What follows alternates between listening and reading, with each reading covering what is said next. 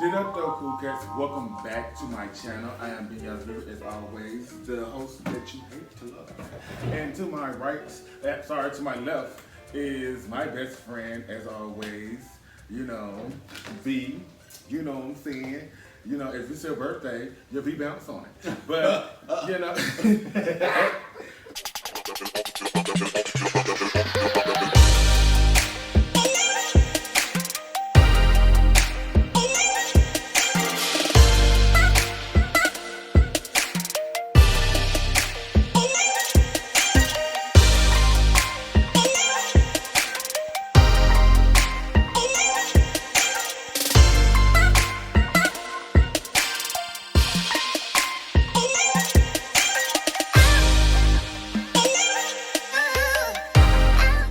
Gay Pride kickoff weekend, and so right now we're sitting here just chilling, hanging out. We're gonna definitely get on YouTube with you guys. My camera is kind of crooked. My tripod. This is the first time I'm using this tripod with the tablet, and it's a little wacky, and I gotta fix it. I didn't know I had to do this much fucking work. Seriously, but as always, we're here doing a mukbang and giving y'all the latest news and the latest gossip. Well, I got some shit to say for the first time on camera. Most times I let everybody else talk and run their mouth. So, yeah. All right. So we sitting here eating chicken from Publix. Some Publix wings, you know what I'm saying? Get into it real good. You know what I'm saying? If I'm gonna have something to talk about, I gotta eat something good to balance out the negative of some of the things I was gonna say. Let that be the reason. Some of the latest news, like I said, this Gay Pride weekend. It is Friday as of today, and at the same time, I got some shit to say. I previously this past weekend, this past weekend, I actually had post my product at my brother's mixer. It was here in Atlanta. It was a big turnout. It was a private event. I sold half, I think the majority of my product. I sold half of my product and some of a friend of mine's product from his actual store. So those of you that do not know what I sell adult sex toys, platinum vivid novelties, adult sex toys online. And I had ordered a lot of stuff, new product, and some of the latest product, and it was a big turnout for me to sell all that and make the money that I make. I made more than what I thought I was gonna make, to be honest.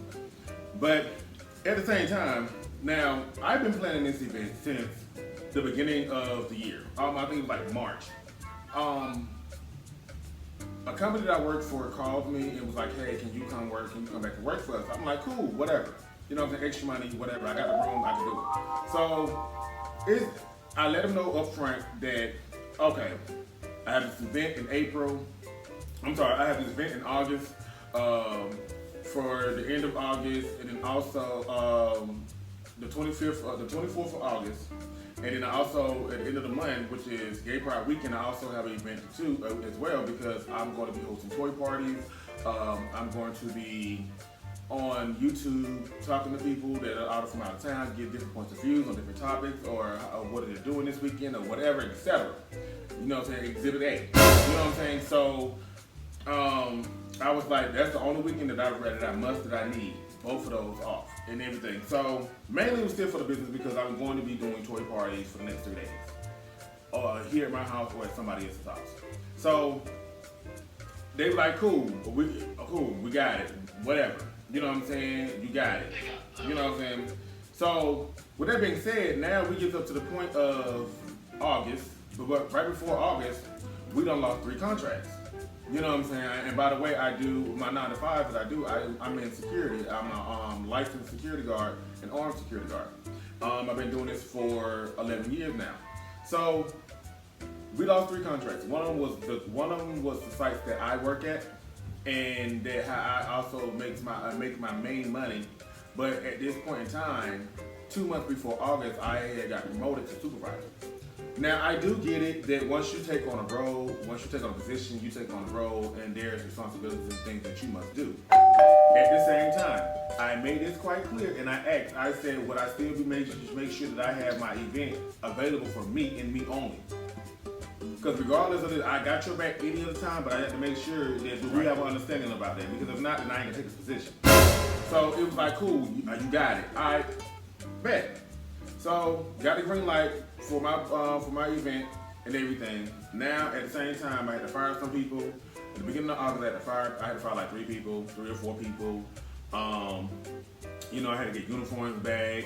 I had to give people their last check. You know what I'm saying? These folks mad because they lost hours, or they ain't got enough, their check is messed up, or they ain't trying to give the uniform back because they ain't getting the full amount of their money back and stuff like that. So I had to deal with all that stuff. Mind you, the supervisor, mind you, the sergeant, because I was the corporal. The sergeant was over me, and then it's the owner, which is the chief. He's not doing this for the past 3 months. He was not doing the schedule at all. The question is, outside of that, you calling my phone and trying to get me to work or get somebody to work, or what the fuck is this?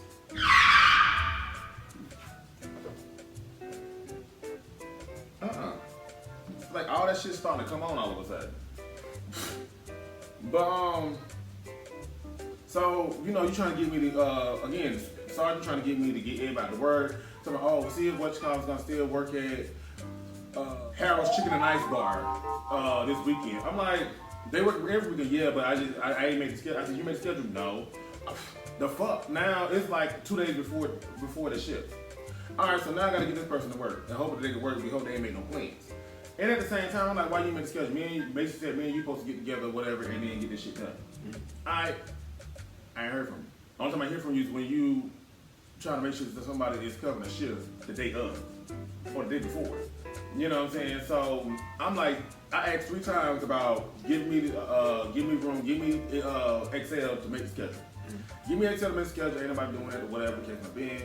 But at the same time, you ain't doing nothing else. You doing everything but making the schedule, doing the shit that they did to make the company operate and run. But you be so quick to run your ass out of town to go work in Alabama and at the same time make $150 for that night. Like period. Like that's all you want to do. Like you have to stay and have to work, be mad as fuck. But while you sit there on that site working mad as fuck, you could have been doing that motherfucking schedule. Period. So so not to make the drag this all out, because I accidentally did. But after the event, okay, so Friday started. He said, hey, the owner called me. He said, hey, I know you said you're extremely busy and everything. Yes, he said, but the owners are at 4 Points, which is the hotel up the street. And I need a supervisor to go up there to, just check on it so they can see that there's a supervisor coming up checking on the offices and everything else. I'm like, cool. I said, so they up there right now. I said, okay, well, I'm gonna leave out. I go up there and stop by there and check on her before I leave out. And check on her or whatever and stuff, and that's what I did. I went up there, I checked on the officer, and then I walked inside to see if the owners was there or whatever, so I could go and introduce myself as a supervisor and everything else. I came out and checked on her because I walked directly in when I got to the hotel. And then I talked to her for a minute and everything else. She had an issue with another guard. I told her that we briefly talked about it for a minute because she said she wanted a supervisor, so she felt like she didn't have to train them. And I was like, you have more than everybody else. And at the same time, we're a team, so therefore, why didn't you just show her what to do? That's all you have to do. But by you being in your feelings, and being some type of way about something, at the end of the day, you just chose not to, and then at the same time you had a nasty attitude. That's why she put you in that's why she put you in her report that you need better training and you need better customer service because you don't know because you're very rude and disrespectful. Period. Across the board. Then let's move on from there. Now I went to my event, came back, and stopped by before I went home to go check on her again. She's in the back. She's she's parked in the back behind the building, behind the hotel. Parked next 2 cars over from 2 parking spaces over from another car when a man just sitting there smoking a blunt. Now, with that being said, no, the guy was smoking a blunt. She was just sitting in the car. But my thing is that when I pulled back there first off, something was wrong. They looked it wrong anyway. Because for one, when I pulled back there, I said, hey, what's going on? I said, why you parked back here? And she was like, oh, I just pulled back here because this car was sitting here on, and this guy was sitting, and he was just sitting in there, and everything else. And so you just decided to just park beside him and not say nothing? I said, oh, okay. Well, I was just like, oh, okay. I was like, well, so we talked again. I said, how's everything and whatever. Cool. I said, okay, well, I said, it's better for you to park over there because you can't see the whole front and the side up there. Right. You park right here next to this man. See, in my head, this is what I was thinking in my head while I was talking to him. Either that's somebody you know, and they just pulled back here, and so happened I just came back and intercepted. Because when I said, okay, let's go. I said, well, I said, of course, I was supposed to retrain you and everything. That's what I was told. I said, let's go start with this. I said, come on, let's go ahead and handle this situation with this guy. Right. So we went around to the guy driver door or whatever, driving a black Camaro. You know what I'm saying? And he rolled down the window. I said, hey, how you doing? I said, how you doing? You waiting on somebody? He was like, nah. I'm just sitting here smoking or whatever. I said, so you stay here? He was like, nah. He was like, but I said, well, listen. I said, you stay? Are you staying here at the time? He was like, no. And I was like, okay, so listen. I was like, I said, if you want to sit and smoke for a minute and get yourself together, I said, do me a favor, drive to the front and sit in the front and do that versus standing back here because we have issues with people breaking into cars. So he was like, oh, he's okay, I'll drive to the front or whatever like that. And he was like, matter of fact, I'll drive to the front because I'm gonna eventually go in. I said, oh, so you do stay here? He was like, yeah. So now he doubled back. So at the same time, I'm like, okay.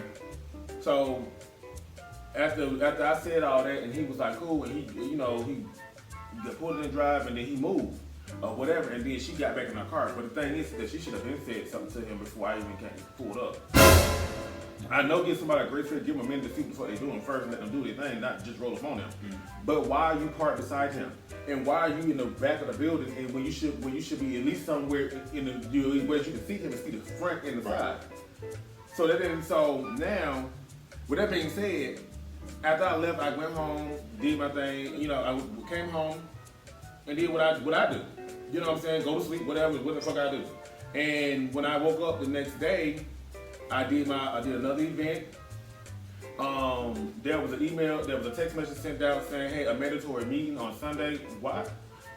Why is it a mandatory meeting on Sunday? Especially when I got something going on, I just told you that I was not going to be available. The only reason why I told you I was going to go to the hotel because it's right here, I could pass it.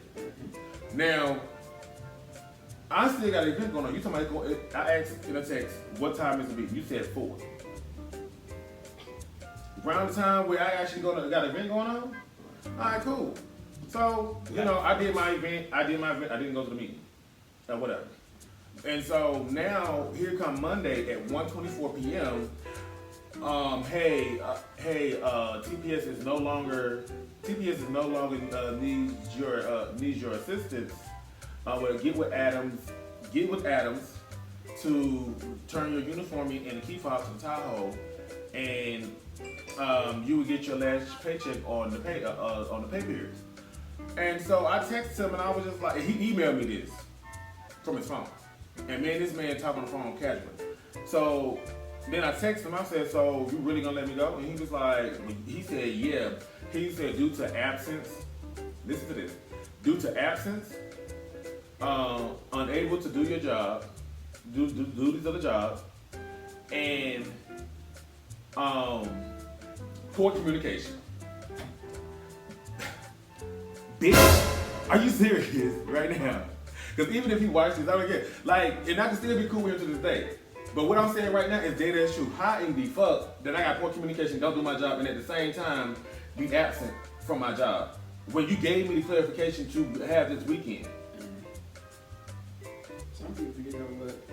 Not everybody that's put into roles of superiority or supervisor. And every boss know how to do that. Right, and every owner and boss, they may have learned and know how to run a business, but they don't know how to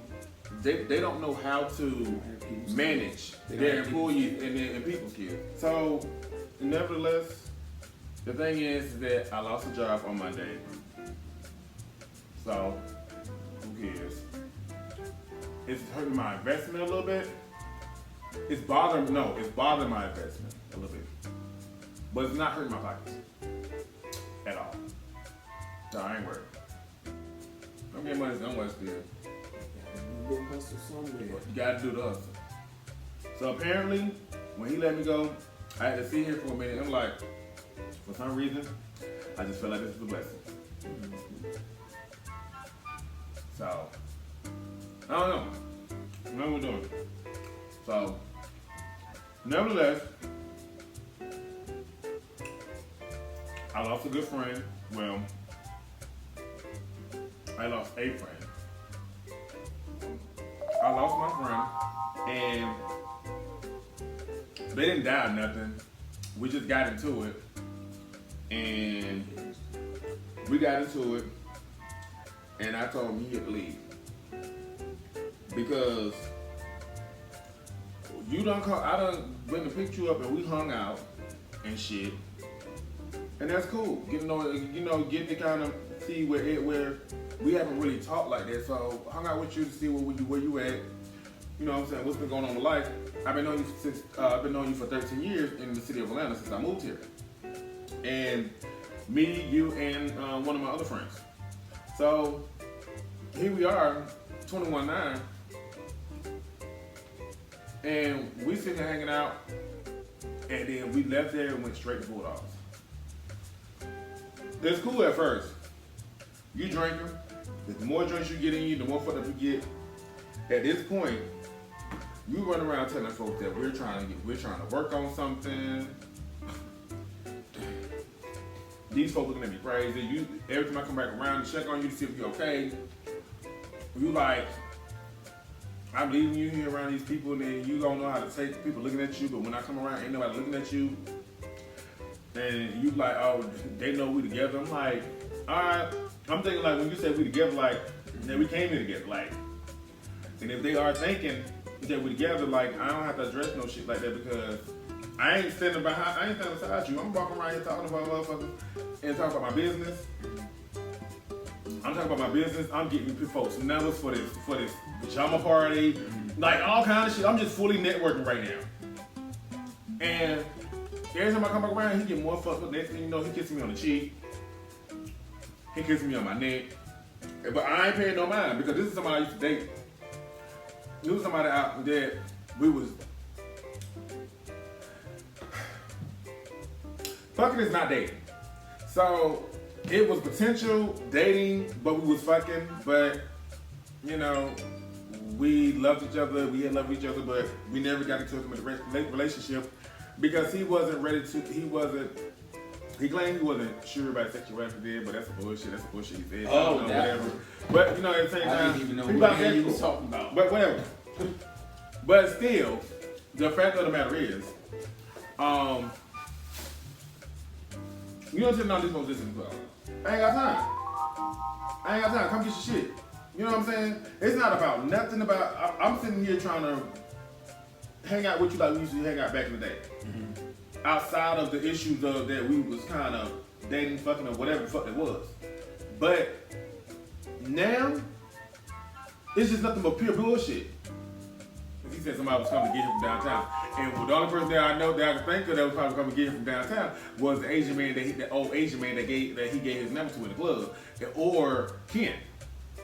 So, you know, it is what it is. Oh, period. Man. Huh? Oh, it was an old ass Asian man in there. When I tell you, I'm pretty sure that man owned a chain of restaurants. But regardless of the fact. But the thing is that, you know what I'm saying, that was some fucked up shit. It was some real fucked up shit. And honestly, that was the story of that, me losing a friend. You know what I'm saying? We sat here and talked for 2 days before all that happened, and I had to let, you know, by me being a friend, sometimes you have to give your friends the harsh dose of reality. Because from 13 years ago up to now, I'm 33, he's 35. And only between him and another friend of mine, or whatever, and I love her to death. Don't get me wrong, I love her to death. Don't get me wrong, between him, me, and my other friend, the only person, and we was out here in Atlanta, walking around the city, hanging out, talking, making the best of whatever we was at right that moment. and on a real hustle game, trying to figure out where we need to be at and everything. I was 19, she was 28. He was like, if he's 35, he's like 22, 21, 22, or whatever. So, you know what I'm saying? So now he's 13 years later, 21-9. The only person that got something that we was really dreaming about and really always talking about is me. It's me. Everybody else from back then are in the same fucking spot. And I'm not being funny about it. I'm not being messy about it. It's just real shit. They in the same fucking spot. And he's in a better, he's technically, I told him it's the same, but technically it's a little worse where he at now. Because you always, you was saying, either you always stay with somebody or you was pushing somebody's car. Cool. Ain't nothing wrong with staying with somebody, ain't nothing wrong with being a roommate or whatever. But now you're damn near down here, and now you have a child. You can't even, your mother and your baby mama and her mother are staying together. You can't even go over there. Wow. And you left, you left DC, and you said you was making more money up there. And we ain't talking about a 9 to 5. We talking about slinging dick. If you can make $1,300 easy because of slinging dick up there, you can come down here in the first day make $250 for slinging dick. Baby, you need to go back to DC. You need to take your ass back to DC. He's up there in my stomping ground. Huh? He's up there in my stomping ground. Right. But you need to take your ass back to DC because if you can make more money slinging dick up there than down here in Atlanta, then you in the wrong motherfucking spot. Period. Stranger danger. Yeah. Stranger danger. Stranger danger. But yeah, seriously. Hey. I don't know who on it. We live. All right, so we're here. Some of us are queer, and I said some, but you know, This is already started off. but listen, guys, that was the end of that story about that whole thing with the friend. I lost a friend. Oh well. But period, like seriously, if you watching this video, nigga, take your ass back to DC if you think a dick up there for more money than down here. And I ain't got time. So What do we walk in on? You know what? Exits. We going over y'all on the way to take You know this. We got virgin ears. I'm going on here. We walked in on that hell end of it too. Like, we can't even come in like, just do that.